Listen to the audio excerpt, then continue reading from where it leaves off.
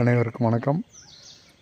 இந்த விவசாயம் பண்ணும்போது நேரங்காலம் தெரியாமல் கால மாறுபாடு அடைந்து மழை பெய்யும்போது அல்லது மழை பெய்யும்போது மழை பெய்ய வேண்டிய நேரத்துக்கு மழை பெய்யாமல் போகும்போது விவசாயிகள் படுற பாடு என்னங்கிறத இப்போ நம்ம பல நேரங்களில் சொல்ல கேட்டிருப்போம்.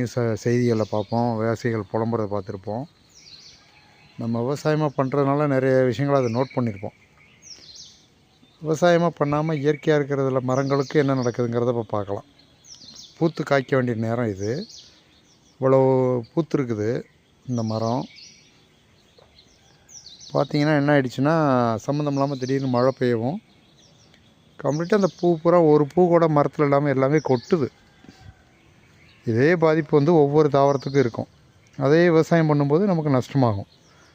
அநேகமாக எனக்கு தெரிஞ்சு இந்த மழையினால் கம்ப்ளீட்டாக இந்த வருஷம் மாங்காய் பயங்கர பிரச்சனையாகும். மாமரம் எல்லாம் பூத்து நிற்கிது எனக்கு தெரிஞ்சு. இப்போ பூத்துருக்க பூ பூரா இந்த மழையினால் கொட்டி போகும்.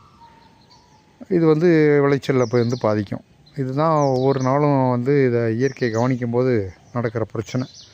பொதுவாக இப்போ மற்றவங்களாம் என்ன நினைப்பாங்கன்னா, அப்பா இந்த வெயிலுக்கு நல்லா மழை பெஞ்சு ஊட்டி மாதிரி இருக்குது, கொடைக்கானல் மாதிரி இருக்குன்னு சந்தோஷப்படுவாங்க.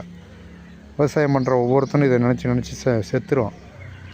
இப்படி மழை பெய்யுது, மழை பெஞ்சோடனே எல்லா பூவும் கொட்டிடுது, அடுத்து பூவே இருக்காது, காய்க்காது.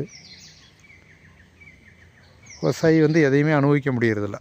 அவனுக்கு எல்லாமே அவனுக்கு பாதிப்பாக தான் பார்க்க வேண்டியிருக்கு. நல்லது நடந்ததுன்னு எதையுமே நினைக்க முடியாத அளவுக்கு எது நடந்தாலும் நமக்கு அவனுக்கு இதனால் பாதிப்பு என்ன நடந்துச்சு அப்படி தான் யோசிக்க வேண்டியிருக்கே ஒழிய அதை அனுபவிக்கிறது இல்லை.